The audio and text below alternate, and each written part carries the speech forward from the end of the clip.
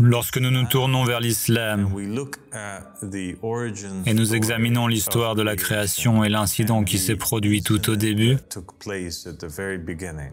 nous trouvons qu'il y a cette conversation qui a eu lieu entre Allah subhanahu wa ta'ala, ou Dieu, et le diable.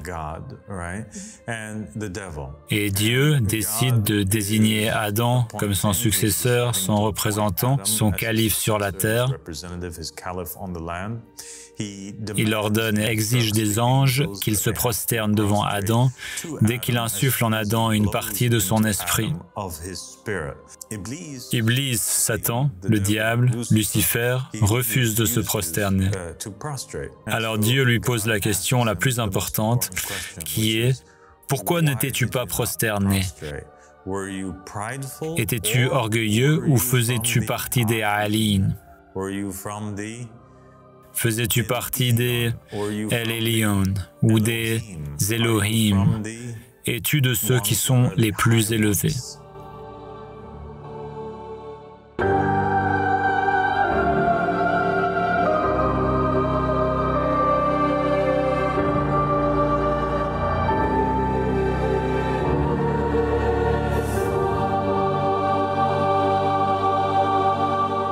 أعوذ بالله من الشيطان الرجيم بسم الله الرحمن الرحيم اللهم صل على محمد وآل محمد الأئمة والمهديين وسلم تسليما السلام عليكم ورحمة الله وبركاته. Ma chère sœur et compagnon Tiffany. Wa alaykoum assalam wa rahmatullahi wa barakatuhu, cher père. Merci de m'avoir rejoint à nouveau. Merci infiniment de me recevoir ici à nouveau. Ça a été trop long. C'est vrai, merci beaucoup, c'est un honneur. Je pense que beaucoup de spectateurs se demandaient où tu étais, et d'après ce qu'on m'a dit, beaucoup de gens ont écrit pour demander de tes nouvelles. Alors, pour ceux qui ne savaient pas, où étais-tu pendant cette période? J'ai eu un bébé, donc je me suis simplement occupée de mon bébé. Eh bien, félicitations. Merci beaucoup. Dieu te bénisse. Donc, aujourd'hui, nous allons commencer avec un sujet un peu lourd, un épisode intense pour célébrer ton retour. Le sujet qui concerne en fait le monothéisme. D'accord. Et son apparente contradiction qui existe dans les religions abrahamiques entre le monothéisme et le polythéisme, caché et semé entre les lignes des enseignements de la religion. Maintenant, en apparence, ce qui distingue les trois grandes religions ou religions occidentales de beaucoup d'autres religions sur la planète, c'est leur insistance sur le monothéisme. Le monothéisme est la pierre angulaire, la marque de fabrique, le logo, pour ainsi dire, de ces religions. Oui. Quand les gens pensent au judaïsme, ils pensent à un seul Dieu. Quand ils pensent au christianisme, dans une moindre mesure, ils pensent à un seul Dieu, à cause du concept de la Trinité, n'est-ce pas? Mais les chrétiens eux-mêmes se considèrent comme des monothéistes. Oui. En islam, c'est également, tout comme dans le judaïsme, très axé sur cet aspect d'un Dieu unique. Et peut-être la sourate la plus importante du Coran est « Qul huwa Allahu ahad, Allahu samad, lam yalid wa lam yulad, wa lam yakul lahu kufuwan ahad » n'est-ce pas? Ce qui signifie que Dieu est unique, n'est-ce pas? Cela souligne cette idée que le Dieu Tout-Puissant est unique par nature. Il n'est pas trois, il n'a pas de père, il ne donne pas naissance, il est seul. C'est le Dieu d'Abraham, d'Isaac et de Jacob et des autres prophètes et des autres messagers. Par opposition à certaines des autres religions qui existent dans le monde, comme par exemple l'hindouisme ou certaines des religions afro-brésiliennes, que ce soit le Macumba ou le vaudou, ou encore ces religions qui ont un panthéon ou un groupe de dieux ou d'esprits ou de divinités qui sont adorées par les adeptes ou les pratiquants de ces religions. Oui. Mais lorsque nous examinons d'un peu plus près ces religions, On devient un peu confus et les choses commencent à... L'image entière de ces religions, comme étant strictement monothéistes, semble s'effondrer. Et de plus en plus de preuves émergent pour suggérer que peut-être ces religions n'ont pas seulement été fondées sur autre chose que le monothéisme, mais qu'elles pourraient en réalité ne pas être du tout des religions monothéistes, même aujourd'hui. D'accord. Oui, alors prenons par exemple l'exemple le plus simple de tous, et c'est un sujet souvent abordé.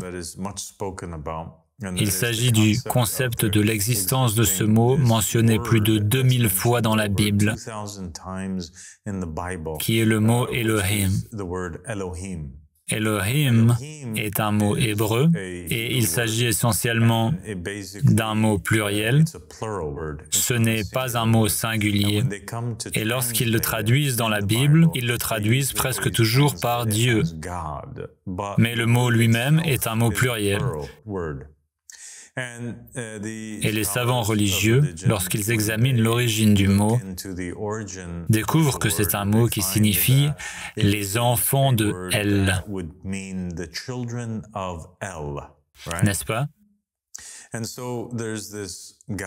Et donc, il y a ce Dieu qui est un ancien dieu cananéen, et il a des enfants. Ces enfants sont appelés les Elohim, et lui-même est appelé le Père des dieux. C'est son titre, et son nom est El. C'est pourquoi vous trouvez ces noms dans les religions ou dans le judaïsme, le christianisme et l'islam, comme Mikaïl, Michael, Jibraïl, Gabriel, n'est-ce pas? D'accord. Il y a toujours ce « El » à la fin, qui fait référence à El, le père des Elohim. Wow, c'est vraiment intéressant. Et c'est un de ces exemples qui montre qu'il faut vraiment revenir à la langue d'origine pour comprendre le véritable sens. Et lorsqu'on lit une traduction, cela peut en réalité nous induire en erreur. Donc, si le mot est traduit par Dieu, mais qu'il a en fait cette signification étymologique, on ne le saurait pas à moins d'approfondir nos recherches. Oui, c'est incroyable, mais c'est effrayant en même temps. Et c'est en fait l'une des raisons pour lesquelles beaucoup de savants qui étudient la religion et qui étudient la Bible finissent par ne plus croire en Dieu du tout ou par rejeter ces religions. Ils disent « Oh d'accord, ce n'est qu'une autre religion inventée qui est en réalité polythéiste. Et tu sais, il y a ça et cela et ceci et cela. » Et il y a d'autres sources qui l'indiquent, et ce sont en fait des sources religieuses dans le judaïsme, des sources anciennes, et aussi des sources en dehors du judaïsme qui le montrent, et les savants en ont parlé. Et il y a beaucoup d'écrits à ce sujet que les gens peuvent rechercher et approfondir, ce n'est pas le sujet de l'épisode. Nous allons donc simplement l'évoquer brièvement, mais cette idée selon laquelle le Yahweh de l'Ancien Testament avait autrefois une compagne ou une épouse, et qu'elle était la co-déesse, une déesse avec lui. Ainsi, ils étaient deux, le Dieu Yahweh et son épouse. Et ils étaient l'objet d'un culte au tout début. Et puis, avec le temps, le judaïsme est devenu de plus en plus monothéiste dans sa nature. Ils ont fini par effacer l'identité de la compagne, l'épouse de Yahweh, et se sont davantage concentrés sur le culte de Yahweh lui-même. Et donc, ce que nous avons maintenant, c'est la religion du judaïsme qui commence, et son origine est en réalité aussi celle du christianisme et de l'islam. Cela commence avec ce concept qu'il y avait un Dieu, mais que ce Dieu avait une épouse. Et ce Dieu et son épouse avaient également un tas d'enfants. D'accord? Maintenant, suis-moi bien. Oui. Quand nous nous tournons vers l'islam et que nous examinons l'histoire de la création et l'incident qui a eu lieu au tout début, également connu sous le nom de l'histoire d'Adam et Ève, et de leur expulsion du jardin, vous constaterez qu'il y a cette conversation qui a lieu entre Allah subhanahu wa ta'ala, ou Dieu, et le diable. Et Dieu est en train de nommer, il décide de nommer Adam comme son successeur, son représentant, son calife sur la terre. Il ordonne et exige des anges qu'ils se prosternent devant Adam dès qu'il insuffle en Adam une partie de son esprit. Il nomme Adam, il devient une partie de lui et son représentant. Il y a un lien entre les deux. Une partie de l'Esprit de Dieu va être insufflée en Adam. Et à ce moment-là, tous les anges ont été tenus de se prosterner. Iblis, Satan, le diable, Lucifer, refuse de se prosterner. Et donc, tu as cette scène où tout le monde se prosterne et il ne se prosterne pas. Et donc, Dieu lui pose la question la plus importante, à savoir, pourquoi est-ce que tu ne t'es pas prosterné? Étais-tu orgueilleux ou faisais-tu partie des Aliin? Faisais-tu partie des El Elyon? Faisais-tu partie des Elohim? Faisais-tu partie de ceux qui sont les plus élevés? Il y a donc une référence dans le Coran à un groupe de personnes appelées les êtres élevés, qui sont au-dessus même du commandement de Dieu. Lorsque Dieu ordonne à tout le monde, à toute la création, y compris aux anges, de se prosterner devant Adam, il y a ce groupe d'êtres élevés qui sont mentionnés comme étant au-dessus de cela, et ils sont au-dessus de la loi, au-dessus du devoir, au-dessus du commandement de Dieu, et ils ne sont pas obligés d'écouter Dieu. Wow. Alors Dieu demande à Satan, « Qu'est-ce qui t'arrive? En fais-tu partie? Es-tu l'un d'eux? Fais-tu partie de ce groupe? Ou es-tu simplement orgueilleux? Tu crois juste que tu l'es? Ou bien, quelle est l'explication? » Wow. C'est fou. Je veux dire, c'est énorme. C'est une révélation immense pour les gens qui croient en ces trois religions. Parce que là, on a un indice que, comme tu l'as dit, l'origine de ces trois religions, elle n'est peut-être pas aussi monothéiste qu'on le pensait. Exactement.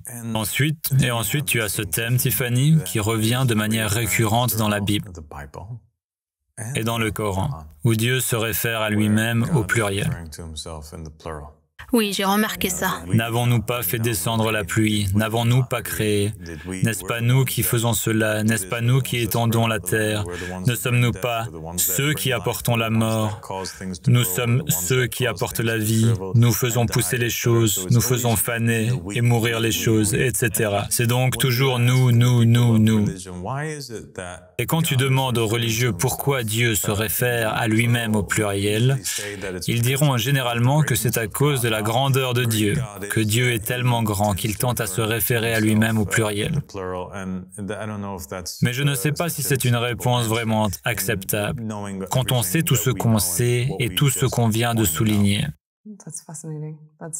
C'est fascinant, c'est un tel mystère. Je veux dire, le fait qu'il soit mentionné au pluriel dans le Coran est aussi présent dans l'Ancien Testament, et faisant l'homme à notre image. Et tu trouves cet aspect pluriel.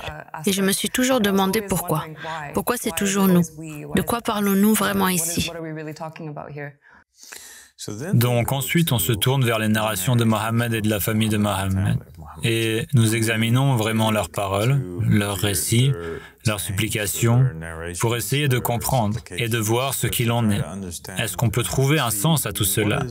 Et on découvre quelque chose d'encore plus étrange qui prend place, quelque chose qui va à l'encontre même de notre instinct en tant que musulmans, chrétiens ou juifs, n'est-ce pas? D'accord. Parce que souviens-toi, maintenant on entre en conflit avec toutes ces idées et ces histoires dans notre tête. Quand tu penses à Mohammed sallallahu alayhi wa alayhi, tu penses à lui entrant dans la Kaaba, détruisant toutes ces idoles et disant aux gens qu'il n'y a qu'un seul Dieu et que le plus grand péché qu'une personne puisse commettre est d'être un mushrik, quelqu'un qui associe autre chose à Allah subhanahu wa ta'ala. Un polythéiste. Dieu peut pardonner le meurtre, il peut pardonner l'adultère, il peut pardonner le viol, il peut pardonner n'importe quel crime horrible, même si les crimes atteignent les cieux. Mais il ne peut pas pardonner cette chose qui est associée quelque chose à Dieu, d'être un polythéiste. Et pourtant, c'est là que nous nous retrouvons à enquêter. Et c'est là que nous découvrons l'origine de la religion. Et il y a aussi Abraham, et on pense à Abraham. Et Abraham, c'est toute sa mission. Il est dégoûté par cette idée que les gens puissent adorer d'autres dieux. Cette multiplicité de dieux était quelque chose qu'il rejetait, n'est-ce pas? Oui, mais... Oui, absolument. Donc il ne peut pas y avoir d'autres dieux qu'Allah. Oui, c'est déroutant. Oui. Quand on se plonge dans les narrations de Mohammed et de la famille de Mohammed, on découvre qu'il existe en réalité certaines supplications. Par exemple, dans une narration, quelqu'un demande à un des imams de lui enseigner une supplication spéciale. Et l'imam lui dit d'aller en prosternation et de dire ce qui suit. Puis une supplication est narrée. Elle est écrite dans les livres et elle dit, pour le chiite ou l'individu qui demande, de dire « Ô Seigneur des seigneurs, ô Roi des rois, ô Dieu des dieux ». Et alors, cela a ouvert une discussion gigantesque parmi les savants et les fidèles de la religion de l'islam pendant des siècles.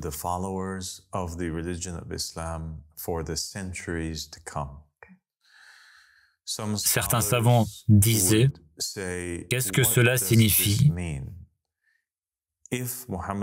Si Mohammed et la famille de Mohammed disent qu'on doit dire que Dieu est le Seigneur des seigneurs, alors ce ne serait pas une chose appropriée à dire, à moins qu'il y ait d'autres seigneurs en dehors d'Allah subhanahu wa ta'ala.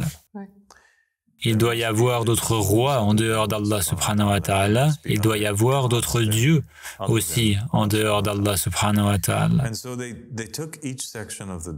Et alors, ils ont pris chaque section de la doua et en commençant à en discuter. Ils ont dit, eh bien, en ce qui concerne les rois, cela pourrait se référer aux rois terrestres. Donc, Dieu est le roi, au-dessus de tous les rois de la terre. Nous pouvons l'accepter. Et cela n'est pas en contradiction avec le monothéisme.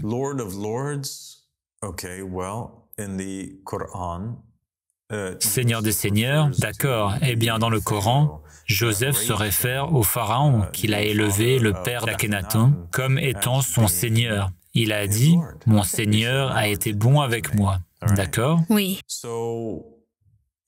Alors, dans ce sens, si on pense à cela de cette manière, et si on utilise aussi en langue arabe le mot « arab » pour se référer à Rabb al-Usra, et pas seulement à un dieu ou au seigneur de la famille, au lieu d'être un mot qui se réfère exclusivement à Dieu, ou à Rabb al-Amal, parce que ce sont des termes. Dans la doua, il est dit « Rabb al-Arbab », qui se traduirait par « Seigneur des seigneurs ». Mais tu as aussi en arabe Rabb al-Amal, qui fait référence au Seigneur du travail. Ce qui signifierait quoi? Essentiellement ton patron, d'accord? Dans ton travail, l'employeur. Tu as un Rabb al-Usra, ce qui veut dire le chef de la famille, d'accord? Ce qui fait référence au père. Alors dans la langue arabe, utiliser le mot Rabb serait acceptable, car il est connu et compris que cela ne fait pas référence à Dieu, mais à quelqu'un qui est une figure d'autorité, soit au travail, soit dans la famille, soit dans un cadre social avec d'autres êtres humains. D'accord? Oui, d'accord, ça a du sens. Donc ça a du sens. Être le Seigneur des seigneurs pourrait simplement signifier qu'il est le Père ultime, le patron ultime, l'autorité suprême parmi toutes les personnes sur Terre qui ont des rôles d'autorité. Mais quand on arrive au mot Ilah el-Aliha, le Dieu des dieux, c'est une autre histoire. Tu ne peux trouver personne dans une position terrestre qui soit appelé un Ilah ou un Dieu. Tu n'as que Allah, le Dieu, ou Al-Ilah, le Dieu, ou Ilah, Dieu, pour désigner le Dieu unique du christianisme, du judaïsme et de l'islam, le Père céleste, le Dieu qui a envoyé les prophètes et les messagers, etc.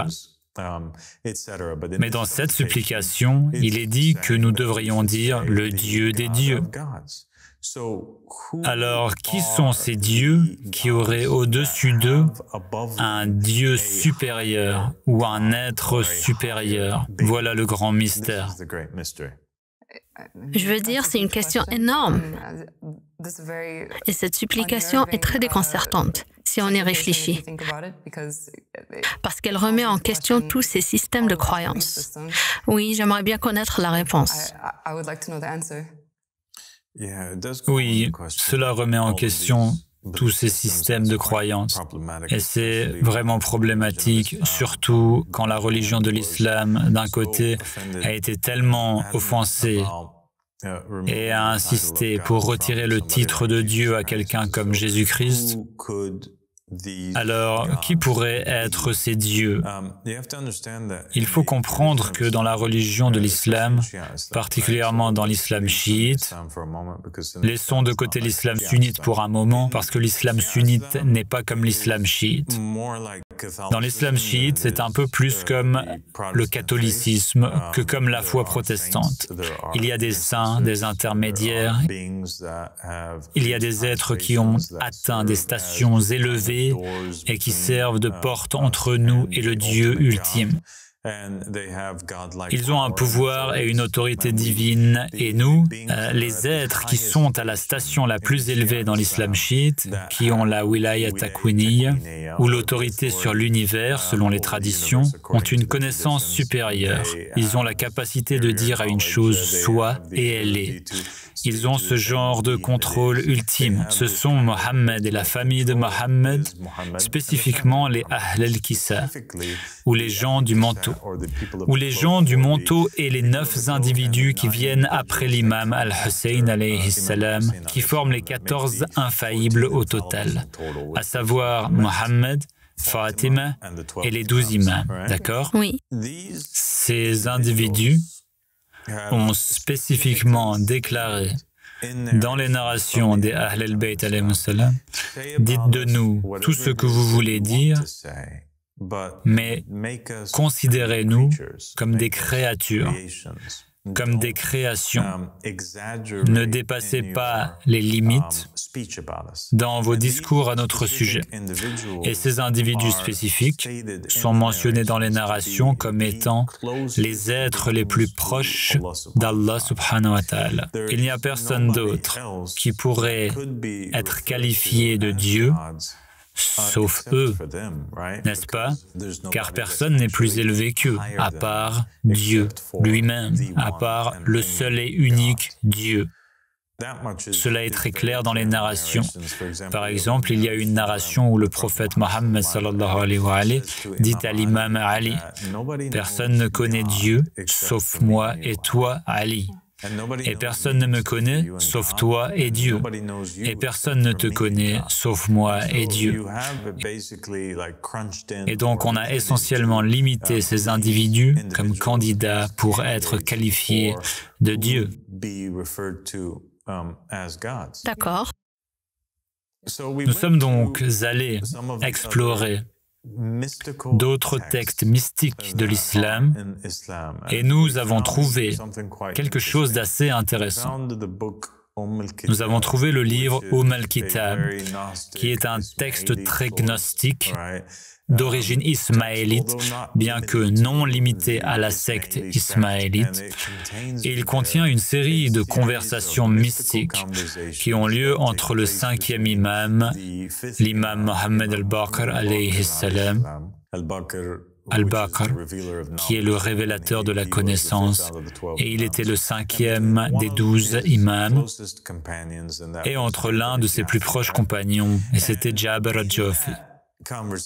Et dans cette conversation qui se déroule dans al-Kitab, il est dit que ce savoir doit être extrêmement protégé, qu'il ne doit pas être donné au peuple commun, du moins à cette époque-là, car ce genre de savoir ne serait pas compris par eux et qu'il est extrêmement dangereux à cause des implications qu'il comporte.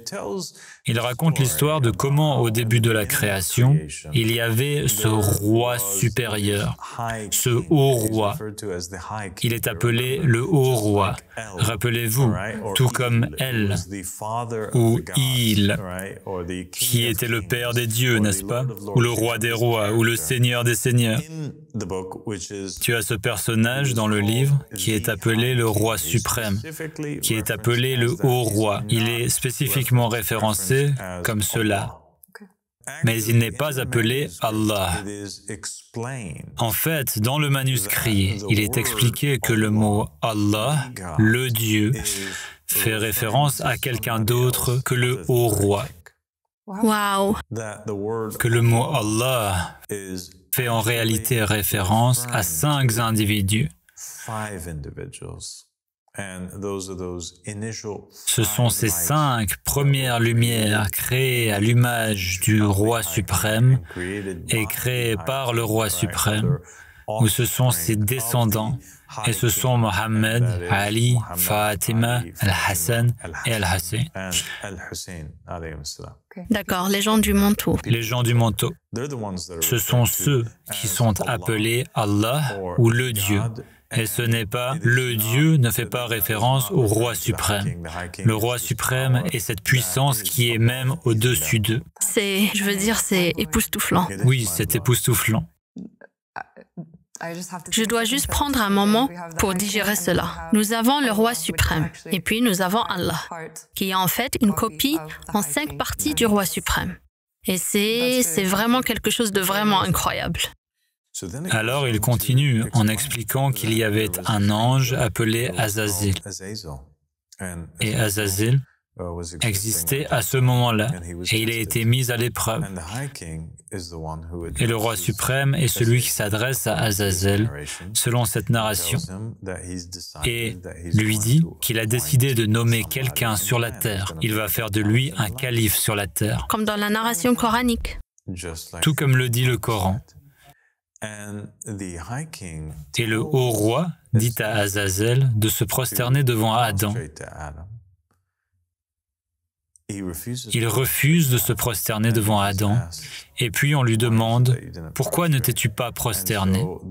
Et donc, le groupe qui concernait ceux des élevés qui étaient exemptés de cet acte de prosternation, dont Iblis a été forcé de faire partie, ou de faire partie de ce test, ces êtres de haut rang, ou les alin, auxquels il est fait référence, font référence à Allah, qui est Mohammed, Ali, Fatima, Al-Hassan et Al-Hussein. Le script indique aussi qu'Iblis avait des difficultés avec le concept même du monothéisme et que lorsqu'il a dit les mots « Qul huwa Allahu ahad », il faisait référence, ces mots étaient les mots d'Iblis. Donc l'implication dans la narration est que lorsque Dieu lui ordonne de se prosterner devant Adam, il refuse et il dit « Dis Dieu est un ». Donc il essaie de dire quoi? Je ne vais pas être polythéiste, ceci n'est pas mon Dieu, je ne me prosterne que devant Dieu. Mais lorsqu'il dit « Qul huwa Allahu ahad », ce qu'il voulait dire par Allah ou « dites que Dieu est Allah est un », c'était en référence à l'unité de ces 5 lumières, qui sont Mohammed, Ali, Fatima, Al-Hassan et Al-Hussein. Mais lui-même, au fond de lui, avait encore des doutes à ce sujet. Il n'était pas totalement convaincu par cela. Mais cette déclaration, Qul huwa Allahu ahad, le mot Allah faisait référence à ces 5 lumières, qui étaient initialement une seule lumière, la création de l'être appelé le roi suprême dans le manuscrit Al-Kitab. C'est fascinant, et cela ajoute une toute nouvelle dimension à l'histoire d'Iblis et à ce avec quoi il a lutté. Il y avait toujours cette question, comment quelqu'un qui avait atteint un rang aussi élevé pouvait-il douter de Dieu? Et ce n'était pas seulement à propos d'Adam, mais aussi à propos de Allah. Waouh! Oui. Donc maintenant, lorsque nous prenons ce qui est écrit dans le manuscrit et que nous le comparons avec tout ce dont nous avons parlé, tout commence à s'assembler. C'est comme un puzzle où les pièces commencent à s'emboîter. Oui, tu as ce Dieu ultime, oui, tu as ce Dieu Père au-dessus, et le Dieu Père, ou le Roi suprême, et le Roi des rois, il est le Seigneur des seigneurs, il est le Dieu des dieux. Il y a d'autres êtres divins, ou seigneurs, ou rois, ou dieux, qui sont exemptés de l'adoration ou de la soumission à Adam, et ceux-là sont les présélevés, ils sont au-dessus de la loi, sont les A'alin, ils sont Mohammed et la famille de Mohammed. Ils forment un groupe d'êtres venus au tout début, qui sont des dieux sur la création, mais ils ne sont pas le Dieu ultime, et ils sont toujours créés. D'accord? Maintenant, tout commence à faire sens. Et la pluralité qui existait dans le Coran et dans la Bible, ce n'est plus un problème. Surtout lorsque nous regardons d'autres narrations qui expliquent et clarifient la pluralité dans le Coran. Lorsqu'il dit « En vérité, nous sommes ceux qui faisons descendre le rappel. En vérité, nous sommes ceux qui faisons ceci et cela. » Se référant à Dieu et à Mohammed ainsi qu'à la famille de Mohammed. Maintenant, tout prend sens et tout s'emboîte. Mohammed et la famille de Mohammed portent ce titre est celui de Dieu. Mais ils ne sont toujours pas le Dieu ultime. Et c'est un secret, parce que si Mohammed était venu à l'époque où il est venu, détruisant toutes les idoles des différentes tribus et des différents peuples, et leur avait dit qu'ils devaient adorer son Dieu, le Dieu suprême, cela aurait déjà été une tâche difficile. Mais imaginez qu'il ait essayé de leur expliquer qu'il y a aussi un sous-Dieu, ou un Dieu inférieur, ou un Dieu créé. Ils n'auraient jamais pu le comprendre. Et ainsi, cela est devenu un secret bien gardé, transmis d'une personne à une autre. Et c'était quelque chose partagé entre les imams et leurs compagnons, les compagnons les plus proches. Et si nous examinons réellement l'histoire des imams avec leurs compagnons, nous allons trouver qu'avec presque chaque imam, il se produit des fitnas où, selon les narrations, des individus finissent par déclarer la divinité de l'imam, n'est-ce pas? Et il y a des moments où des individus proclament que cet imam est Dieu, ce que l'imam finit par rejeter ou pour lequel il les maudit publiquement. Parfois, un acte de taqiyya a lieu dans ces circonstances. Il a ensuite mené un groupe de personnes dans une insurrection visant à placer l'imam As-Sadiq alayhi salam sur le trône. Et tu as des gens comme Abul Khattab, par exemple, qui a fini par déclarer la divinité de l'imam As-Sadiq alayhi salam. Et il a mené un groupe de personnes. Ils ont tous été tués et crucifiés alors qu'ils étaient engagés dans une sorte d'insurrection pour placer l'imam As-Sadiq sur le trône. Et l'imam As-Sadiq les maudit devant les gens normaux. Mais il y a aussi ces différentes narrations qui disent que Abul Khattab n'était pas maudit et qu'en réalité, il était Gabriel, l'archange sous forme humaine, et qu'il a conduit 70 prophètes et messagers avec lui. Ces chiites, ils étaient la réincarnation de 70 70 prophètes et messagers, et ils ont tous été crucifiés avec lui, et ils étaient tous des prophètes et messagers, car ils ont tous reconnu et atteint le niveau où ils connaissaient Dieu. Cela signifie qu'ils connaissaient la réalité de l'imam, qu'ils connaissaient la réalité de l'imam Sadiq alayhi salam, et l'ont identifié comme Dieu. La même chose se produit avec certaines narrations concernant Jabir et l'imam al-Baqir alayhi salam, où essentiellement le même scénario se déroule. Jabir reconnaît la divinité de Mohammed al-Baqir. Vous avez des personnages comme Abdullah ibn Saba dans l'islam qui a été brûlé et maudit et reste un personnage dénigré parce qu'il a reconnu la divinité de l'imam Ali ibn Abi Talib alayhi salam, et l'imam Ali alayhi salam l'a rejeté. Ainsi, les musulmans se sont divisés en différents groupes.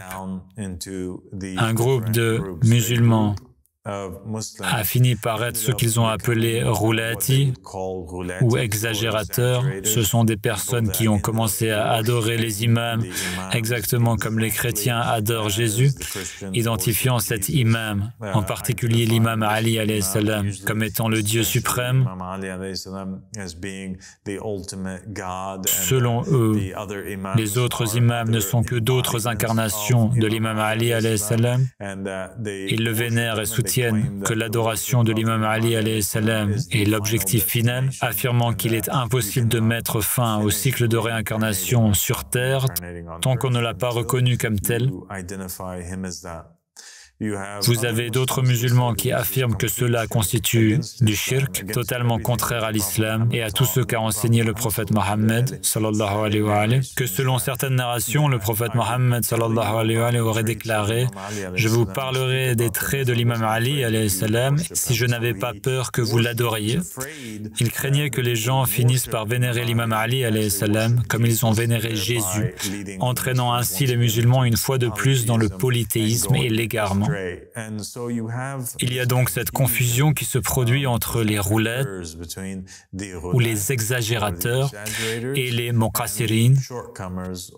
Les roulettes vont au-delà des limites en attribuant une divinité complète aux imams, tandis que les muqassirin reconnaissent que l'imam est l'imam, mais échouent à lui accorder toute la reconnaissance ou les droits qu'il mérite, en ne parvenant pas à comprendre pleinement sa nature véritable, n'est-ce pas? Oui, ça a du sens. Je veux dire, tout s'imbrique. Et cela explique toutes ces étranges occurrences dans l'histoire de l'islam, où des groupes se sont scindés et ont commencé à vénérer l'un des infaillibles. Cela fait sens.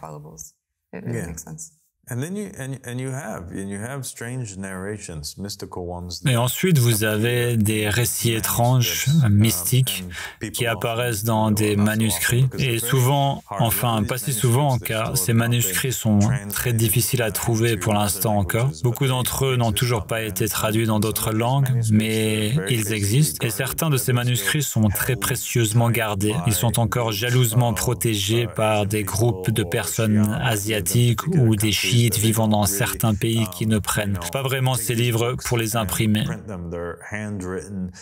Ils sont écrits à la main et préservés de génération en génération, et ce sont des secrets transmis d'un adepte à l'autre. Et donc, de temps en temps, vous trouverez certaines personnes qui publient sur Internet ou partagent des récits qu'elles ont découverts dans un manuscrit particulier ou qu'elles ont copié.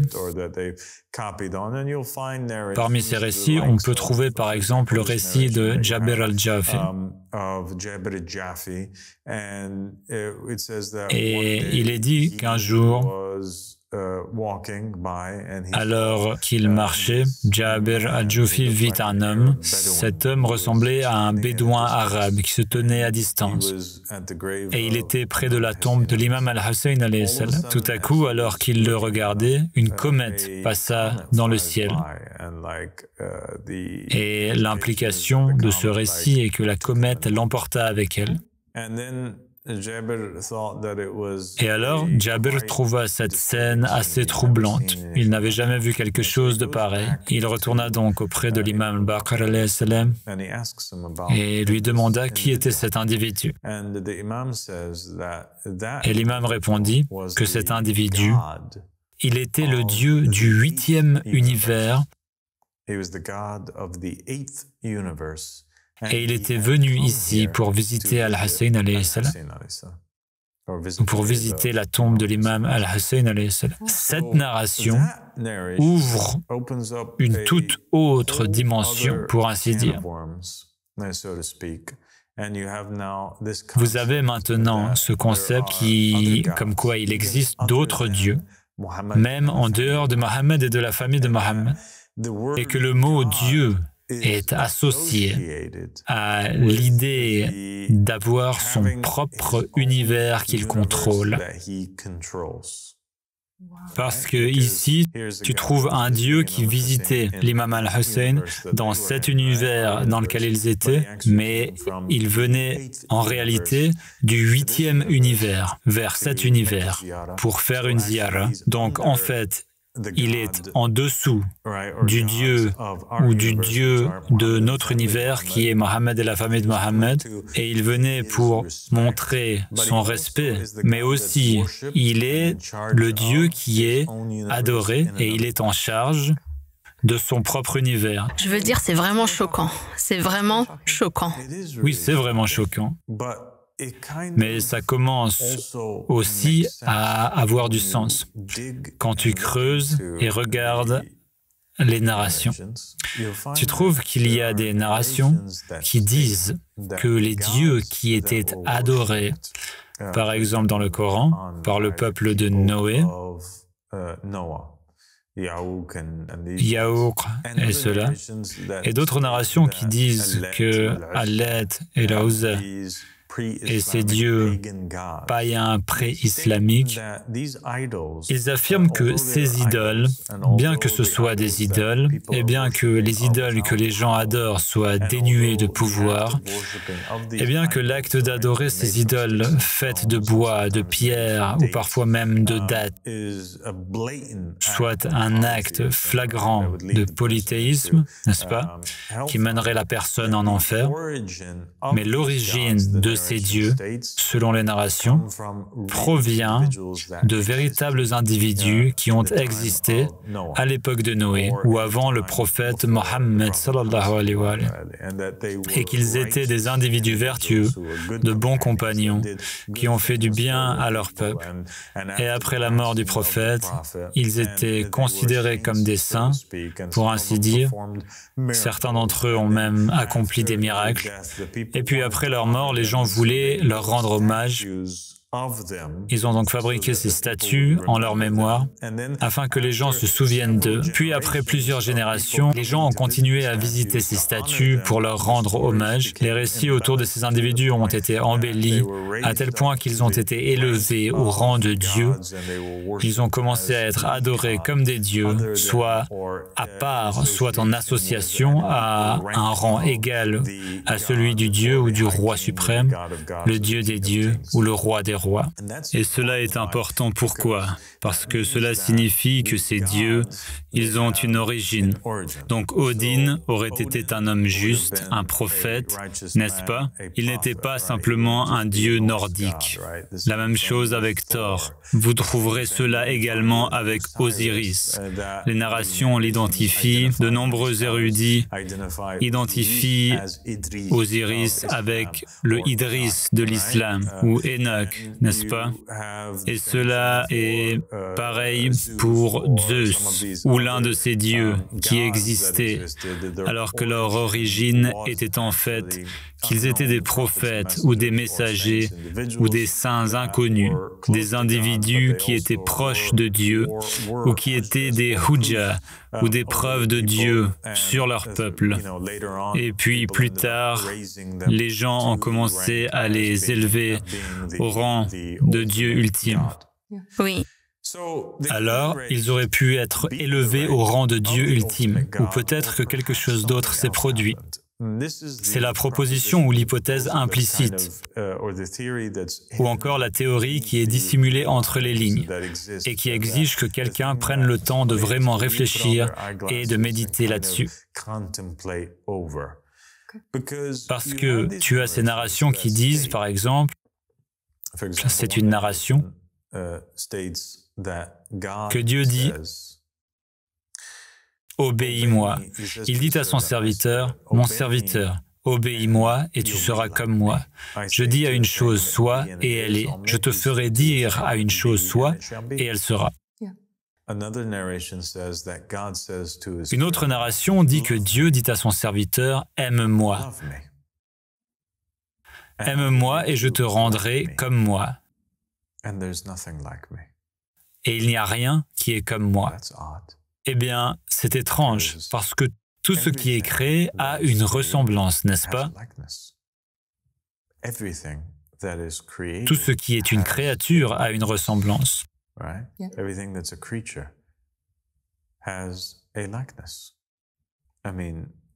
Je veux dire, nous ressemblons aux autres êtres humains.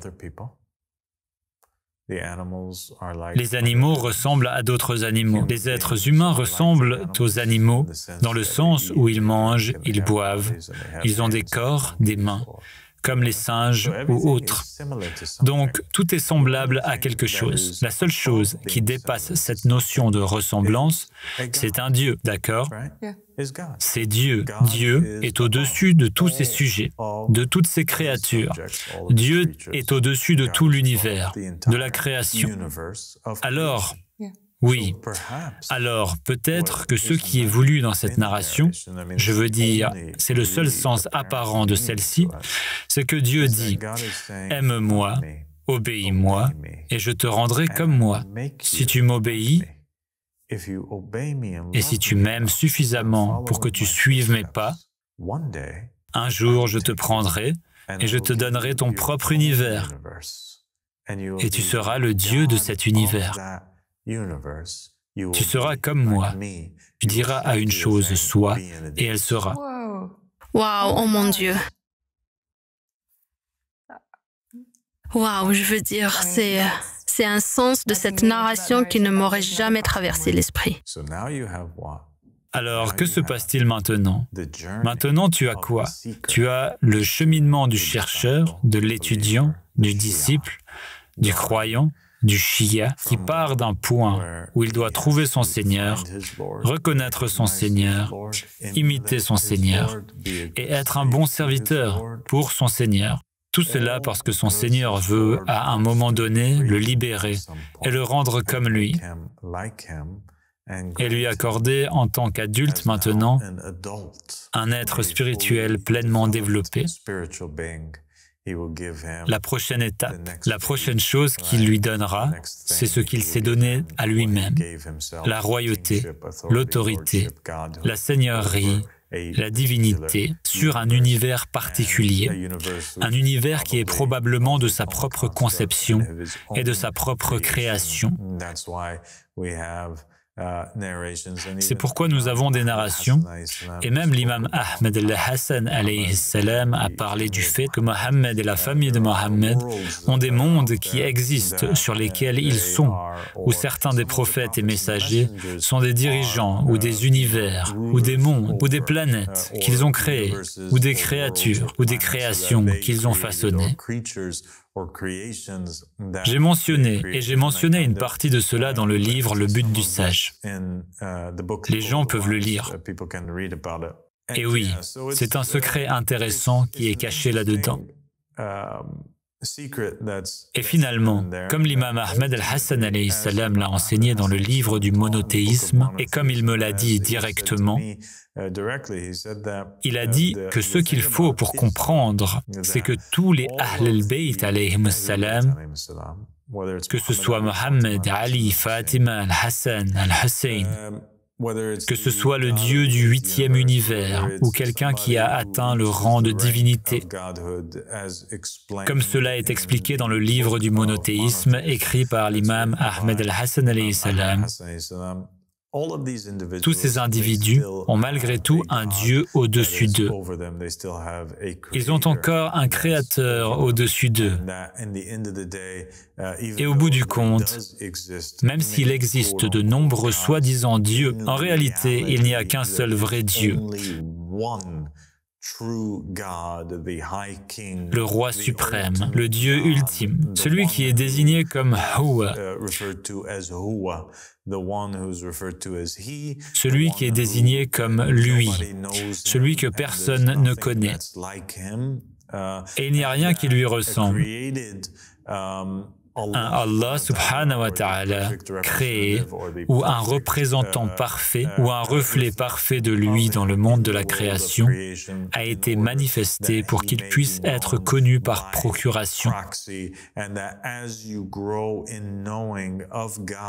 Et à mesure que tu progresses dans la connaissance de Dieu, il doit arriver un moment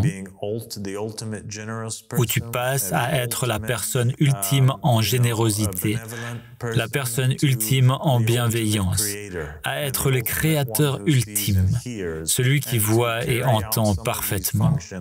Et pour accomplir certaines de ces fonctions et refléter ce nom de Dieu en tant que créateur, il faut te déléguer un univers ou te permettre d'agir dans une simulation ou une réalité physique comme Dieu agit sur toutes les créatures.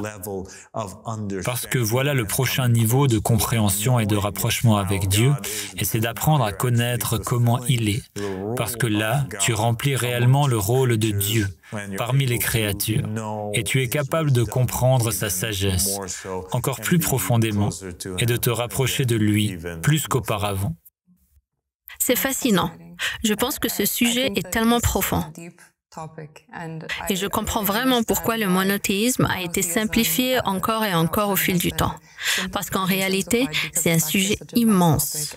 Pour le comprendre véritablement, il faut en saisir la signification profonde. Et l'intellect des gens n'était pas toujours prêt à recevoir cette connaissance. Mais je tiens simplement à te remercier de m'avoir pris dans ce voyage pour explorer la véritable signification du monothéisme et ses implications. J'apprécie énormément tout ce que tu m'as enseigné aujourd'hui. Eh bien, que Dieu te bénisse, Tiffany. Et je te remercie d'avoir été avec moi dans cet épisode et d'être revenu après avoir donné naissance. Je suis reconnaissant pour tous les autres épisodes également. Je pense que tu as manqué à tout le monde. Nous avons hâte de te revoir dans de nombreux épisodes à venir. Et félicitations pour la naissance de ta magnifique petite fille, Genesis. Que Dieu te bénisse. Assalamu alaikum. Alaykoum salam. Waouh! Je sens que mon esprit a été ouvert de nombreuses façons par l'épisode d'aujourd'hui. Et j'espère que vous avez appris autant que moi. Et ça a du sens, vous savez, quand on y réfléchit. Les narrations disent que Dieu a créé la création pour qu'ils le connaissent. Et la seule façon de vraiment connaître quelque chose, c'est si vous devenez comme cette chose, si vous vous fondez en elle.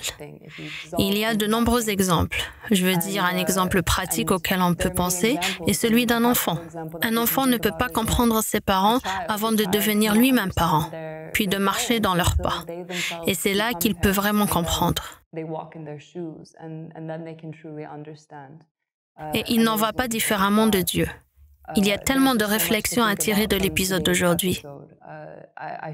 Je sens que je suis un pas plus proche de comprendre vraiment ce qu'est le monothéisme.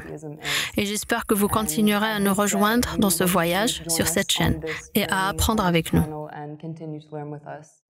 Merci beaucoup de nous avoir écoutés aujourd'hui. Si vous n'êtes pas encore abonné à notre chaîne, assurez-vous de cliquer sur le bouton d'abonnement pour recevoir des notifications des nouvelles vidéos. Et n'oubliez pas de consulter les posts communautaires. Parce que si vous ne le savez pas déjà, le Qa'im Abbas Sadiq écrit ses publications lui-même. Assurez-vous également de vous abonner à notre plateforme réservée aux membres, car il y a du contenu exclusif uniquement pour les membres de la chaîne. Et continuez ce voyage avec nous.